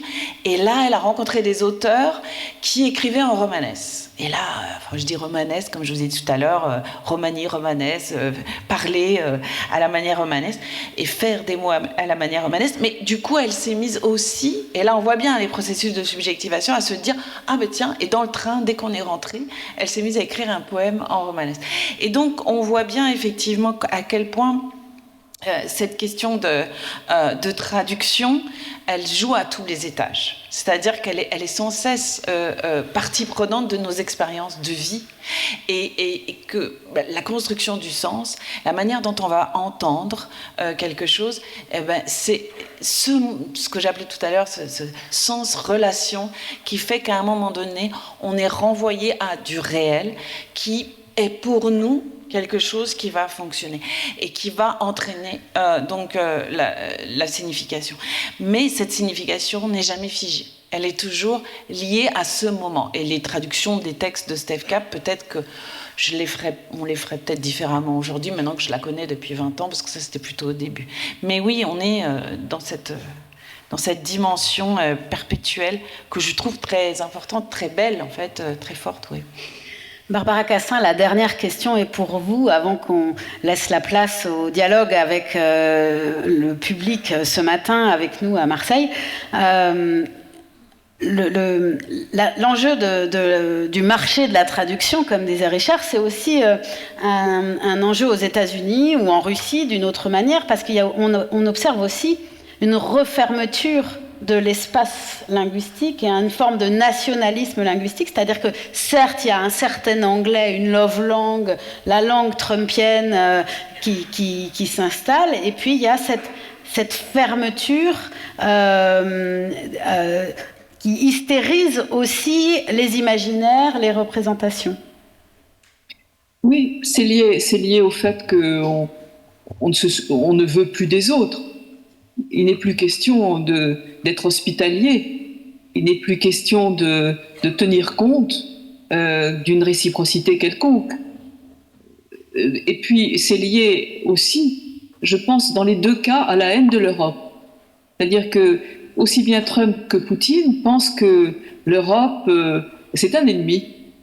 Et un ennemi à abattre, maintenant, voilà, c'est le moment. Bon. Et donc, c'est très compliqué de savoir comment résister à ça. Et qu'est-ce qu'ils entendent par Europe ? De quelle Europe parlent-ils ? Une Europe woke, une Europe ouverte, multilingue, une Europe laïque, une Europe... Enfin bon, il y a beaucoup de choses auxquelles nous tenons en Europe, qui ne sont plus supportables pour eux et qui n'étaient pas dans l'Europe d'autrefois avec qui ils pouvaient encore dealer, si j'ose dire. Bon, donc voilà, le point est en effet de savoir comment résister, je crois. Et il me semble que, étant donné l'Europe qu'ils détestent, eh bien, notre point de résistance, c'est la culture. C'est-à-dire le fait de parler plusieurs langues, d'être lié à une multiplicité de textes et d'inventions de vie, bon, et d'être capable de soutenir plus d'une religion, plus d'une langue, plus d'une, tout le temps. Et ça, c'est insupportable pour Trump comme pour Poutine, même si Poutine est, à mon avis, un sociolinguiste remarquable, hein, parce que quand il fait un discours, il s'adresse distinctement à chacune des strates de sa population comme il peut maintenant parler comme un brave grand-père, mais il parle aussi comme la langue de bois communiste, évidemment, pour tout un chacun. Et puis, il parle un truc qui m'a vraiment stupéfaite, il parle le mat, c'est-à-dire il parle la langue des bas-fonds. Et il y en a toujours un petit bout dans un de ses discours. C'est-à-dire qu'il dit, oui, ben, moi aussi je suis des vôtres, hein, la mafia je connais, c'est moi aussi. Bon. Et ça, nous, je ne crois pas qu'on soit capable de faire ça. Merci Barbara Cassin. Merci Cécile Canu. Merci Richard Jacquemont. Barbara, je voulais vous remercier vraiment de l'effort que vous avez fait de rester avec nous et de tenter malgré tout ce pont, non pas cette traduction, parce que je crois qu'on n'avait pas besoin de traducteur, mais bon, une médiation en tout cas numérique. Merci beaucoup, beaucoup d'avoir malgré tout permis ce moment. Merci beaucoup, je pense que le public vous en est très reconnaissant. Alors, merci à vous pour cette écoute particulièrement attentif. Je crois que c'est le premier mot de Cécile Canu tout à l'heure, de dire ça passe par l'écoute, la langue. Et merci aux organisateurs vraiment d'avoir permis ce temps d'échange et cette programmation. Alors certes, ce matin, mais aussi depuis le début de ces rencontres, vraiment, j'ai trouvé, moi de l'extérieur, comme invité aussi, la programmation extrêmement fine et extrêmement ouverte aussi. Donc merci pour ça. Ces petits mots étaient destinés à vous permettre de réfléchir à vos questions. Et maintenant, à vous la parole. On va prendre quelques questions et puis la séance s'achèvera juste avant midi, quelques minutes avant midi, par justement le comité d'organisation des nouvelles rencontres d'Averroès qui viendra pour dire un mot alors que s'achève aujourd'hui l'édition de cette année. Qui est-ce qui veut poser une question? Ne soyez pas timide. Je vois une main ici, une autre au fond. Je ne sais pas, il y a des micros qui vont circuler. Bonjour, vous avez parlé que la langue est politique. Moi, je vais être un peu à contre-courant de ce qui a été dit à l'instant, parce que dans le contexte actuel, comment transmettez-vous le fait que la langue russe, immensément parlée, soit interdite dans toute l'Ukraine depuis 2014 ? Alors, Barbara Cassin, est-ce que vous voulez répondre à cette interpellation ? Mais il me semble que justement, la langue est politique. Je pense que c'est une manière de le souligner. Je ne suis pas pour l'interdiction du russe en Ukraine, c'est pas ça. Mais quand j'entends Poutine dire que l'ukrainien n'est pas une langue et n'existe pas, ça me pose problème. Et moi, j'ai un souvenir très très précis là-dessus. C'est que j'ai fait un dictionnaire des intraduisibles. Ça veut dire non pas des mots qu'on traduit pas, mais des équivoques, des mots particulièrement qui pour les traducteurs nécessitent des notes de bas de page, en gros. Hein. Eh bien, le premier à avoir voulu traduire ce dictionnaire des intraduisibles, c'est-à-dire le réinventer, c'est Konstantin Sigov, qui est ukrainien, qui dirige L'Esprit et la Lettre, une maison d'édition à Kiev, et qui a décidé de le traduire en ukrainien et en russe, c'est-à-dire dans les deux langues, pour montrer que, eh bien, il y avait deux langues et qu'elles n'étaient pas complètement identiques.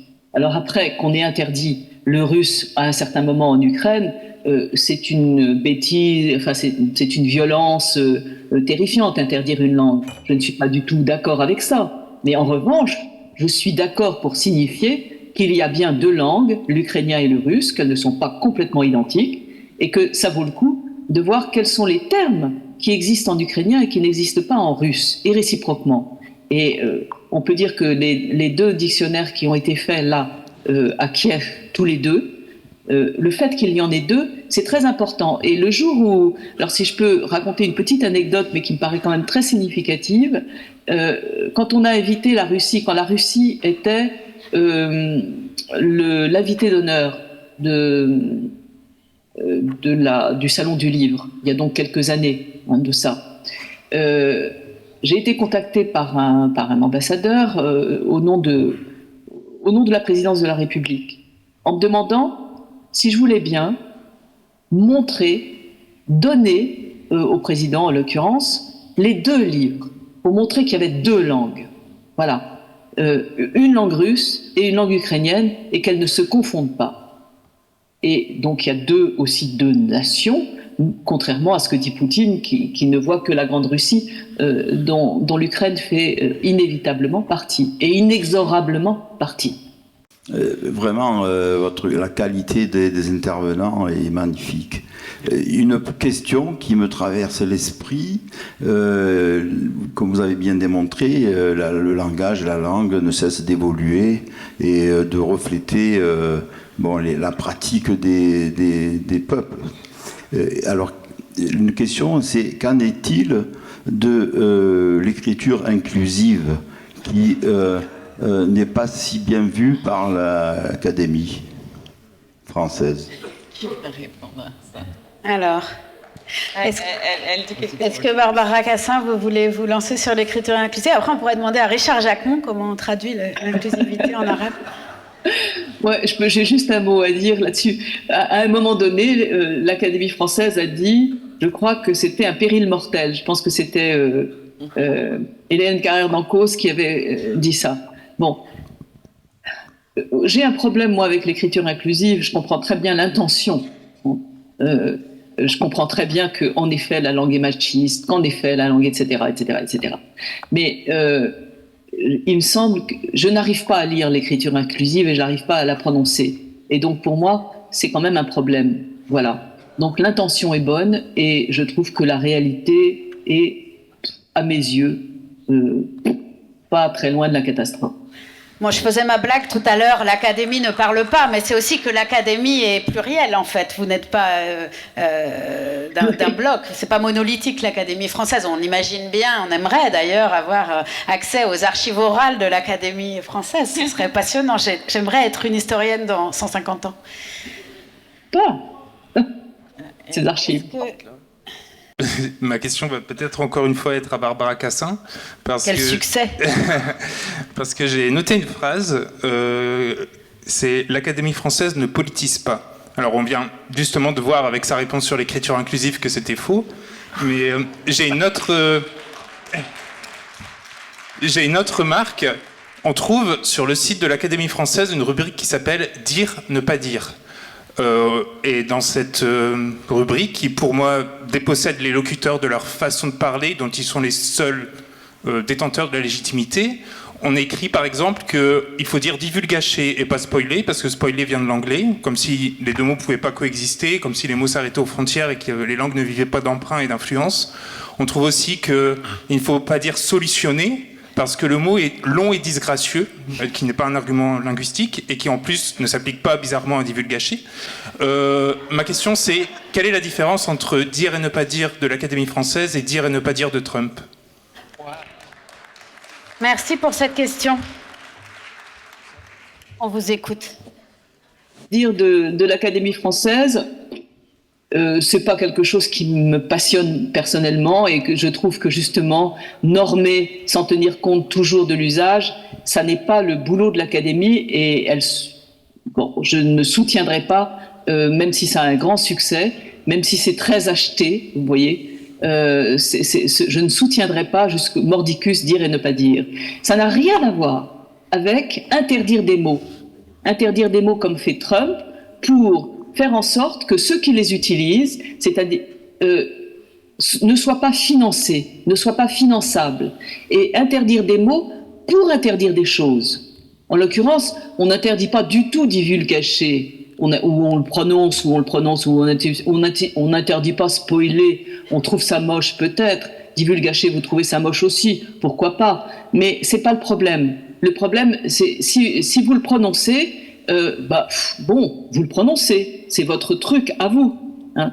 Mais en revanche, si vous prononcez le dérèglement climatique, là, c'est pas votre truc à vous, c'est votre université qui sera sanctionnée.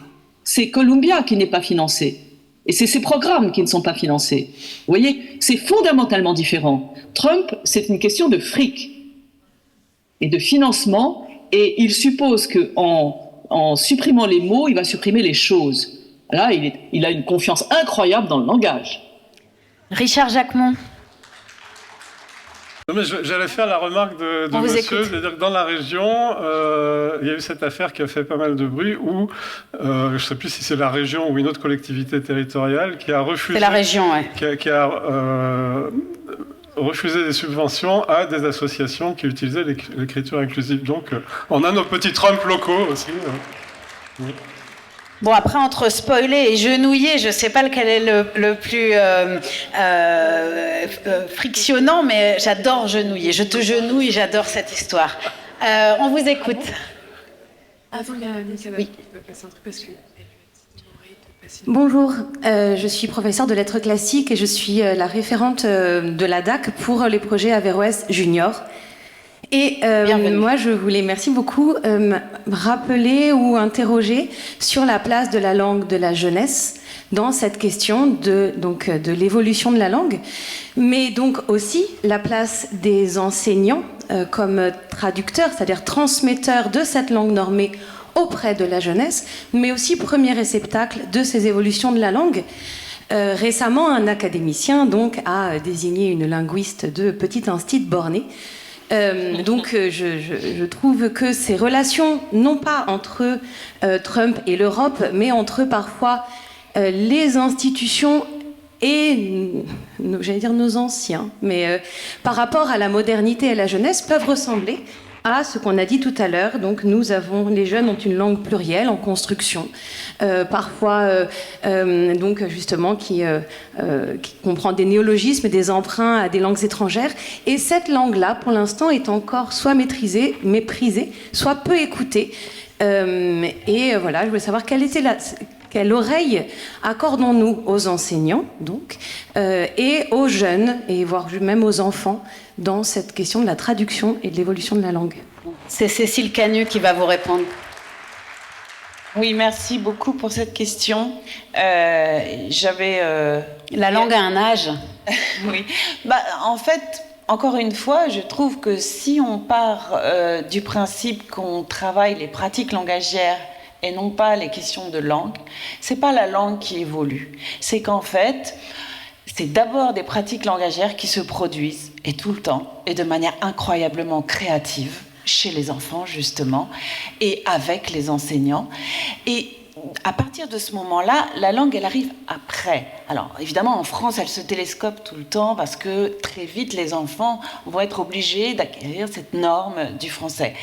Et en même temps, cette créativité, ailleurs, parce qu'on n'est pas que en France, elle passe par d'autres types, ensuite même des enfants qui grandissent, d'autres types de production langagière, de type chanson, de type rap, de type, enfin, je sais pas, j'avais noté justement là hier parce que je suis tombée là-dessus, t'as de la Poki dans le slide, je suis désolée, tous les jeunes travaillent cette chanson de Aya Nakamura, qui est la Poki, mais qui est en fait même traduite, parce que c'est comme ça que je suis tombée dessus, sur Internet, et où on va avoir un travail de traduction des jeunes pour expliquer la chanson, puis toutes les chansons d'Aya Nakamura.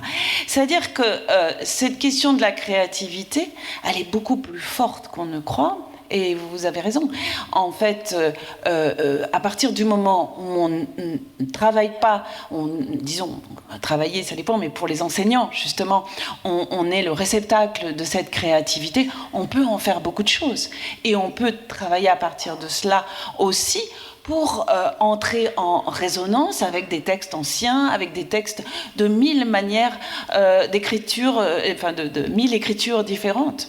Donc, bien sûr, moi je ne rentrerai pas dans les débats un peu médiaticaux, mais vous avez raison de le souligner, c'était surtout, moi j'ai trouvé très dur pour les instituteurs, parce que les instituteurs ont un rôle et tentent de répondre justement à des tas de questions, un rôle prépondérant dans ce travail de créativité et en même temps d'amener les enfants vers ces normes, parce que les normes sont sur le marché du langage. Bon, le marché des langues, comme l'évoquait Bourdieu, c'est quand même un des premiers sociologues qui a traité de cette question du marché des langues, très important. Donc on est obligé d'amener les enfants vers ça pour l'instant, parce que ce sont les cadres normatifs. Mais la créativité, elle est tout le temps présente, tout le temps. Mais Barbara Cassin, il y a deux manières de repenser finalement à l'ordonnance de Villers-Cotterêts. Ouais. Non, mais là, je demande pardon pour... Allez-y, j'allais vous donner la parole. Je solidarise complètement de la remarque. Quel dommage que vous ne soyez pas ensemble sur cette scène. On vous écoute. Donc c'est tout. Je veux dire, je désolidarise complètement de la remarque qui a été faite sur les instituts, et je ne suis pas la seule. Il y a eu une réaction très, très vibrante de Daniel Salnave. Bon, c'est une grosse, à mon avis, bon voilà. L'un des problèmes de l'Académie française, c'est que nous sommes une compagnie. Donc à partir du moment où quelqu'un y est rentré, ben on peut plus dire ce qu'on en pense. Juste pour revenir sur le canon et Villers-Cotterêts, il y a une dimension aussi. Évidemment, on peut être un peu rapide, paresseux, facile et parler du problème de l'imposition d'un canon et de la monumentalisation de la langue par cette ordonnance. Mais aussi, il faut quand même redire que l'ordonnance de Villers-Cotterêts, XVIe siècle, c'est une question d'accès. Une question Absolument. aussi de démocratisation et quand je vous écoutais sur les effets de génération et la langue des jeunes, je ne sais pas s'il faut dire ça comme ça, d'ailleurs c'est toujours un peu bizarre à l'oreille, mais Richard, moi j'ai assisté il y a 20 ans à un procès au Maroc pour satanisme avec des gamins de 18 ans, 19 ans qui écoutaient du hard rock et qui se faisaient envoyer devant la cour et la cour parlait une langue qui n'était pas la leur. Au Maroc, et donc ils ne savaient pas pourquoi ils étaient jugés en fait et de ce qu'on leur reprochait et même les mots de la langue du hard rock et du heavy metal qui leur étaient reprochés, notamment la dimension impie, etc., n'existaient pas en arabe classique et en arabe juridique finalement. Sur cette question de l'accès, c'est fondamental aussi par rapport à la démocratie, Barbara Cassin. Pardon. Oui. Pardon. Oui, bah simplement, si vous me posez la question pour Villers-Cotterêts, c'est très clair, vous l'avez dit, l'édit de Villers-Cotterêts, signé par François Ier, c'était pour que les gens comprennent comment ils étaient jugés et ce qui leur arrivait. C'était pour que les textes, disons, juridiques, législatifs, etc., soient en langue maternelle françoise et non autrement, c'est-à-dire pas dans le latin des clercs, que personne ne comprenait dans le peuple, évidemment. Donc c'est vrai que c'était un enjeu de démocratisation fondamental. Et l'édit de Villers-Cotterêts, il a été diffusé, je ne sais plus combien de milliers d'exemplaires dans toute la France pour ça. C'est-à-dire tout d'un coup, on comprenait ce qui vous arrivait. Richard Jacquemont, pour rebondir sur l'effet de génération dans la langue dont parlait la dame dans le public. Oui, ça me rappelait, toute cette conversation me rappelait une phrase, trois mots en arabe d'un linguiste arabe du Xe siècle, je pense, donc il y a 1000 ans, plus de 1000 ans, Ibn el-Jinni. Donc il y avait des débats sur la langue, donc est-ce qu'elle vient de Dieu, qu'est-ce que Dieu a fait, qu'est-ce que les hommes ont fait, etc. Et puis lui, et donc il a ces trois mots que je vous dis en arabe, c'est joli d'entendre un peu d'arabe ici, dans cette belle ville. El-Lura istilah wa tawatu. Et c'est une formule absolument géniale que j'essaie de traduire en trois mots aussi. Donc El-Lura, la langue, istilah, c'est une convention entre ceux qui la parlent, et tawatu, le mot le plus proche, c'est connivence. La langue, c'est convention et connivence. Et donc, par exemple, la langue, c'est convention. Il y a la langue, c'est la convention que istalah alay al-akademiyoun, sur laquelle se sont mis d'accord les académiciens. Et puis il y a la convention sur laquelle se sont mis d'accord les adorateurs de Satan au Maroc. Et puis il y a la convention sur laquelle se sont qui n'était pas d'ailleurs. Oui, non, je l'ai. Sur laquelle se sont mis d'accord les jeunes de l'atelier d'écriture des rencontres d'Averroès. Il y a la convention sur laquelle se sont mis d'accord les juges de Casablanca qui ont jugé, etc. Et tout est fonction, donc chaque groupe, etc. Et tout va être fonction évidemment du degré de pouvoir que chacun doit avoir pour imposer sa langue aux autres. Merci beaucoup. On va prendre une toute dernière question, peut-être. Pour faire bref, je voulais revenir sur la question de l'Afrique de l'Ouest et de la multiplicité des langues, puisque je crois qu'au Mali, il y a plusieurs dizaines de langues différentes. Et pour prendre plutôt l'exemple du Sénégal que je connais mieux, comment voyez-vous l'initiative, la volonté du nouveau président sénégalais de faire un peu plus de place aux langues sénégalaises, et comment ça va être possible alors que tout l'enseignement jusqu'à présent est prodigué en français et que dans des classes de 80 élèves, dans des collèges publics, il y a presque une dizaine de langues représentées. Alors, je vais juste vous répondre pour le Mali, puisque c'est le pays que je connais le mieux. Au Sénégal, ça bouge un petit peu aussi, mais Mali, Niger et Burkina Faso sont des pays qui reviennent sur des choses en fait qui traînent entre guillemets depuis très longtemps. C'est-à-dire que moi, quand j'étais au Mali, notamment dans les années 90 déjà, il y avait toujours des expérimentations en langue nationale. Donc il y a toujours eu un travail de standardisation des langues, un travail d'expérimentation de classe. Moi, j'ai pu travailler notamment très souvent avec à Ségou, dont je parlais tout à l'heure, les expérimentations en Bambara. Et c'est quelque chose qui n'a jamais dépassé l'expérimentation pour des raisons très techniques, économiques, pour des raisons aussi de formation des enseignants. C'est très long avant qu'on puisse enseigner dans une langue. Après, il y avait d'autres types d'obstacles, qui étaient les obstacles aussi de la présence française très forte au Mali, qui, étant donné que le français était la langue officielle, était très présent, très actif pour la défense du français. Et alors maintenant que c'est en train de changer, on va voir. L'obstacle de la pluralité des langues a toujours été avancé, mais on parlait tout à l'heure de tas de pays où il y a toujours eu, même au moment de Villers-Cotterêts, tout le monde ne parlait pas la langue maternelle française. En fait, tout le monde parlait plein de choses qui étaient très variables selon les régions, mais qui vont progressivement se concrétiser à partir du moment où il y a un choix. La question, c'est quel choix ? Alors là, au Mali, c'est le Bambara qui est parlé à 80%, donc qui risque d'être peut-être la langue la plus présente au niveau scolaire.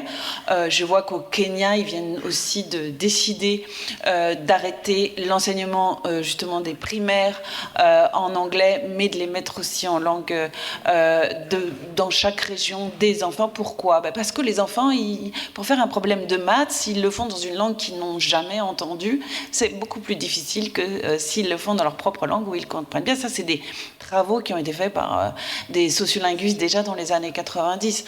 Donc, ça va être lent, ça va être long, mais cette question de la réappropriation 50 ans, plus de très longtemps après les indépendances, c'est quand même quelque chose de fondamental.